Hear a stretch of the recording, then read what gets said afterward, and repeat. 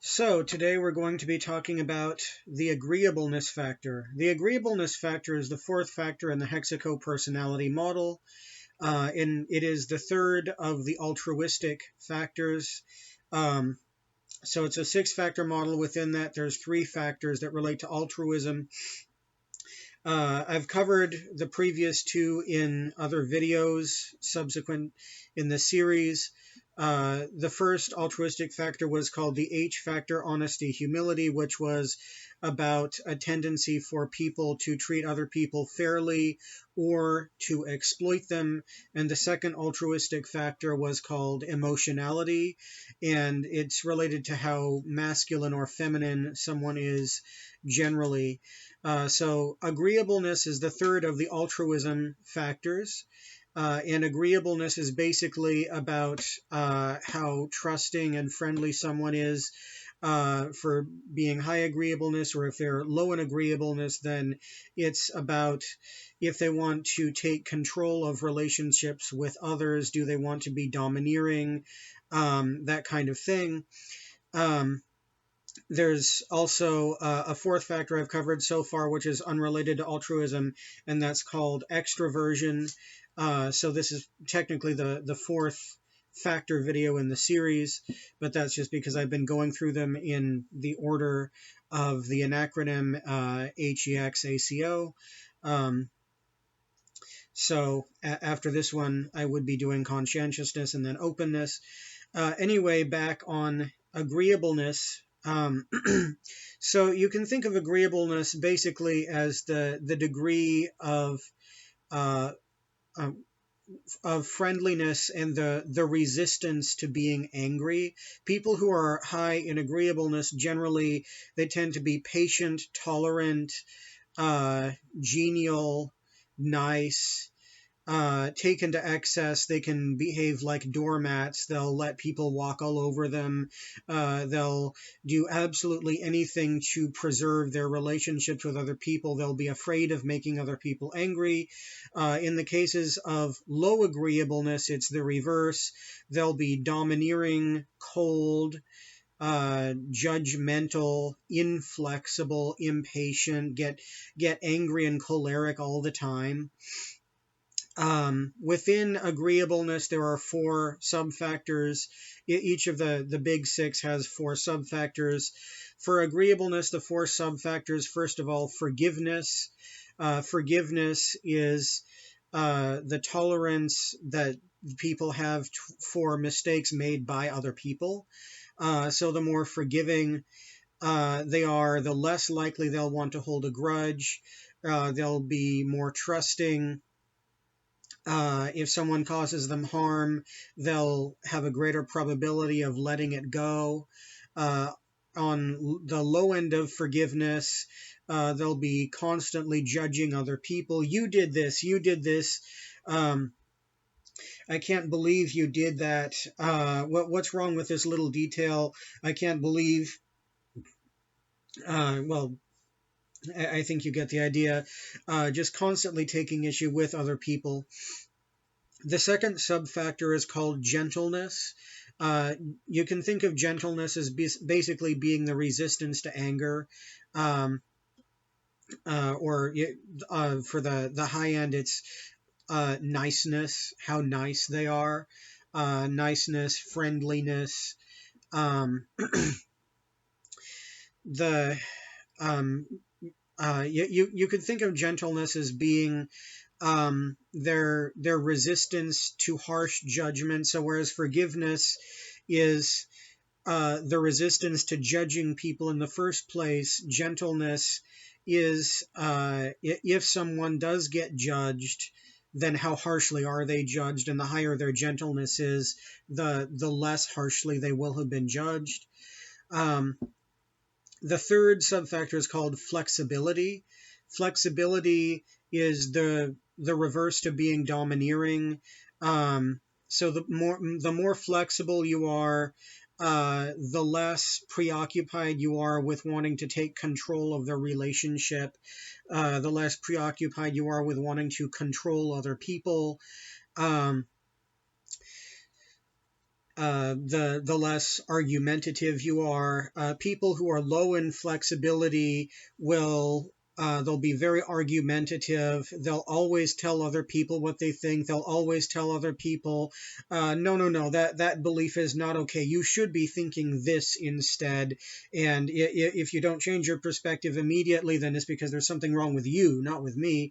That's the kind of thing you'll hear frequently from people who are low in flexibility. The fourth subfactor is patience. And patience is directly the resistance to anger. So it's not really about being gentle. Instead, this is basically just how quickly or how unquickly, in the positive case, do they get angry. If people are high in patience, then it'll be, as the subfactor's name suggests, they will be patient. That they will treat others. They'll listen to arguments. They will. I would say they're more likely to endure shit from other people. As for if they'll actually take the shit, that depends on others, like flexibility and forgiveness. But how enduring they are from abuse by other people depends upon patience. So those are the four sub-factors for agreeableness. And now I'm going to do as I did with the factors before this. And I am going to, for the normally distributed bell curve-ish kind of continuum that this factor is on, I have divided it very roughly into different regions based on standard deviation. So starting at -3, negative meaning low, for negative agreeableness, I have what's called the fireball. So this name is probably fairly self-explanatory. The fireball is someone who is constantly angry all the time. You can hear them from across the block. No one wants to be around them. They're constantly telling other people what to do. They're constantly getting angry, constantly finding fault with other people. They're very hard to be around, and depending on other settings they have within the HEXACO factors, they will tend to be abusive in their relationships. It's unlikely that they would be able to hold on to relationships for very long at all if they can get them started in the first place. Unfortunately, a lot of these people may end up, getting locked up because just generally people don't want to have them in society. I mean, that may not happen in every case for this part of the continuum, but it would certainly be rather common, because like who wants to be around someone who is angry all the time, someone who's going to throw shit your way all the time? No one really wants to be around that. Moving up a bit in the continuum from -3 to -2. Now we're at -2, and that's what I refer to as control seeking. So instead of being radioactive, someone in the control seeking is instead more just centered around wanting to make sure they control everyone, regardless of if it's for good or bad reasons, because their motivation for wanting control will depend on mostly the H factor, because they might be controlling for good reasons. If they're like a law enforcement person or a, ideal medieval knight or something, then they might have morally just reasons for wanting to keep order. But of course, there are many people who want control just simply because they want to have control, and they'll want to use it because they like telling other people what to do. The low H variety. So you can get various different flavors of this one depending on other settings from other factors in the HEXACO model. But with regard to agreeableness itself, if they're at the -2 region in agreeableness, then it will simply mean that they are oriented towards wanting to control other relationships. Their success towards doing this will depend largely on their extroversion factor, because, being controlling in relationships, you need to be social. So an introvert who's control seeking probably is not going to have that much success because they just don't have that much of a want or know-how to be around people to begin with. But the want for control is something that they would get from being in -2 on the A factor. So moving up again to -1, where we have confrontation oriented. So in this region, instead of wanting to explicitly control people, now it's more just about the enjoying confrontation. So of course, I'm sure we've all met lots of people like this. They're annoying, but they're not necessarily that destructive. So they're the people who love to argue, who love to tell other people what to do, but it usually only goes just as far as the conversation. It's not trying to force other people to do something because they think it should be done. It's more just, oh gosh, I'm trying to think of an example. I think you probably get the idea. Like the Jordan Peterson-esque sorts of people who, they're that they want to let everyone else know what they think because they're really certain of what they think. But if you press the issue, well, of course, it's perfectly fine for you to have your own idea, but you're not changing mine. That's the kind of thing that you can expect from that region. Confrontation oriented. So now moving up from that into the balanced state 0, which is just called even tempered, and this is the balance between high and low agreeableness.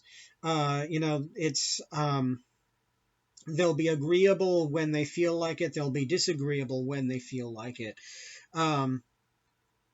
And this is where most people are. Most people, if they're in a management position, then they'll express their low agreeableness side. But then when it's just among friends or when they're trying to sell something, they'll go into high agreeableness. And so it's sort of like a back and forth thing. In American culture, it's sort of like the 0 is definitely the most common. It's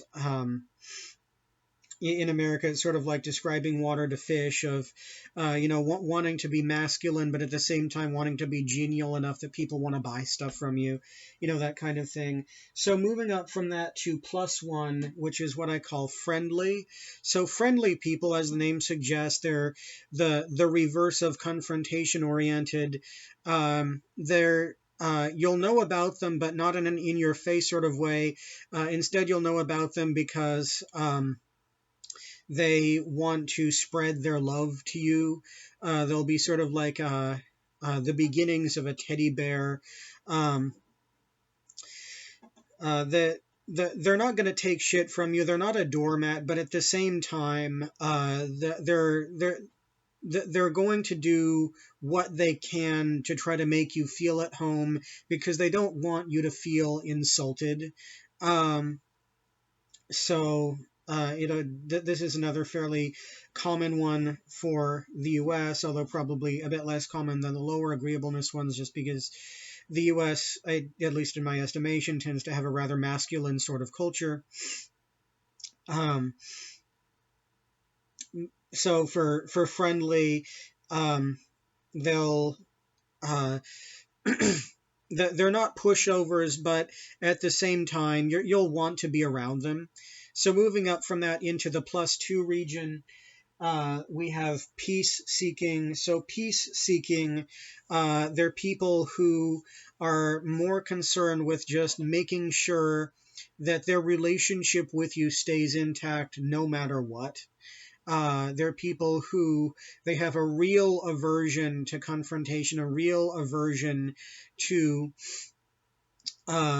trying to control others, and instead it's about, oh, well, why can't we all just get along?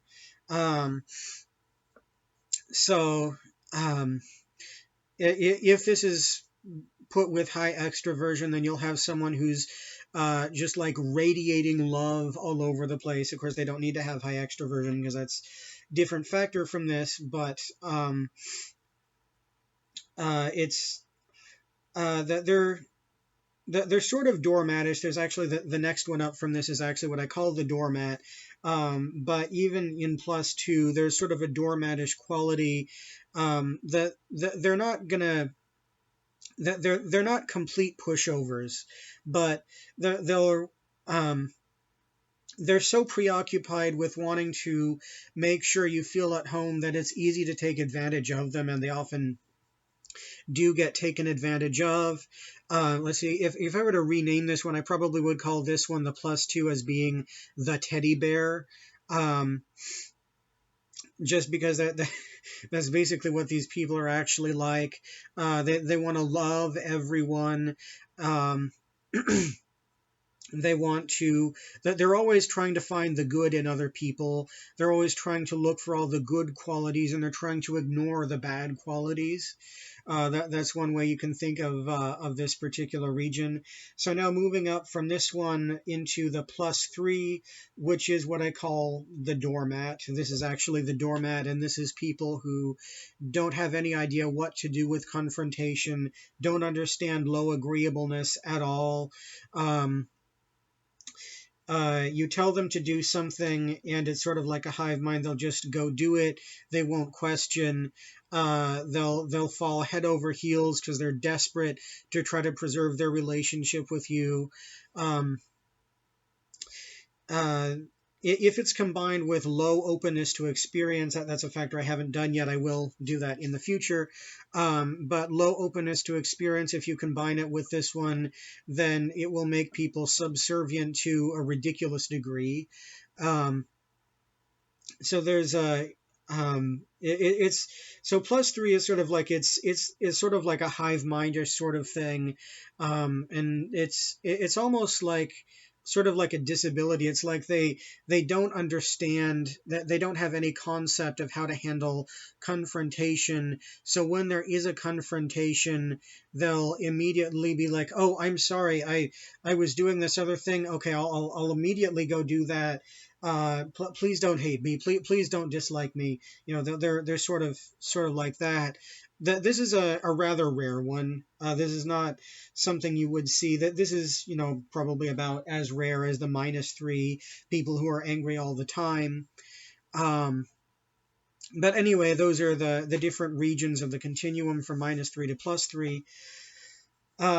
So the relationship that this has with other factors is interesting because one thing that is a common mistake people make in their own estimation, particularly if they're going by other models like Myers-Briggs or five-factor model, which is that agreeableness and the H factor will often get lumped together as one thing. For example, the factor called agreeableness in the five-factor model will want to lump this in, lump both A and H together, and that's what that agreeableness for that model is.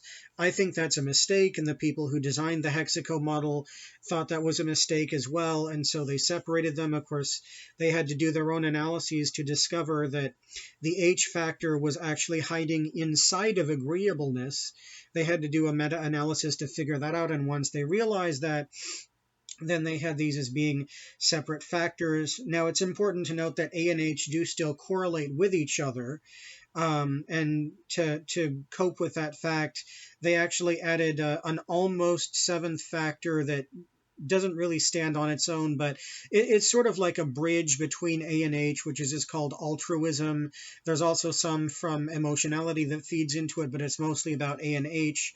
That is meant to take into account the fact that those two do correlate. However, correlation is not causation. And if someone is high in agreeableness, that in no way allows you to guarantee that they'll be high in the H factor as well.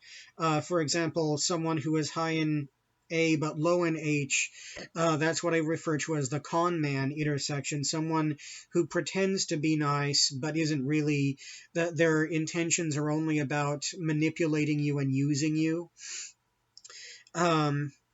And similarly, you can have the reverse, where you can have someone who's low in agreeableness but high in the H factor, which is sort of like the ideal law enforcement person. They're meant to, pardon me, they're meant to keep order, tell other people what to do, but at the same time, they are upholders of the law, if they're doing their job properly. So ideally, they would be high in the H factor. So those are like two opposite ends of what it looks like when you can interchange these. You can have someone who's high in agreeableness but low in H, who is like a con man, and then the reverse, someone who is low in agreeableness but high in H, which is sort of like a law enforcement person or medieval knight or something like that. And particularly in the American culture, just with stage orange, wanting to sell stuff kind of thing. I would say that being high in A while low in H at the same time, the Conman Intersection, especially in the business world, is a really common one. There's a lot of deceitful nonsense going on out there. And a lot of the business world is sort of like the becoming experts at learning how to manipulate people and how to come across as being a nice, well-meaning sort of person with new fandangled technology to help you, and then get people in a program or signing a contract, and they lose everything over a period of time in subtle ways, that kind of thing. So you really got to watch out for that. And similarly, if someone is low in agreeableness, that doesn't mean that they're actually trying to exploit you. They might be low in agreeableness for good reasons. They might be low because they're trying to defend you from people who are low in H. And there have been studies done by the people who did the HEXACO model on the relationships between A and H, just in terms of survival settings, and what someone's levels of A and H are in some circumstance depends to a large extent on the levels of A and H of other people. For example, if they're in a population that's generally low in the H factor, sort of people who are manipulative minded, then people tend to balance that with being low in agreeableness to compensate, because it's more advantageous to be like, well, now, wait a minute, how do I know that this is actually going to be true if you say it is, that kind of thing. Being low in agreeableness makes you less likely to get taken advantage of, want to spot stuff wrong with other people. Similarly, if people are placed in a population of high H people, then they'll generally try to compensate that by being high in the A factor as well, because then it's much more useful to try to make friends with people. Because if no one's trying to exploit you, and if everyone is generally well-meaning, then there's no reason to try to take control of the relationship. And if you tried to do that in a high-H population, then they probably would not like you terribly well for that. So these two they tend to balance each other, and that's the reason why there's a correlation, but it's still important to note that these are not the same factor. You can be high in one while being low in the other, and they frequently do. Them correlating with each other, it means that they're more likely to go hand in hand, but more likely is not a certainty. It doesn't mean that they always will. So I think that's about everything I have to say on agreeableness. So the next one after this will be conscientiousness. And after that, it will be openness to experience. So that's all for now.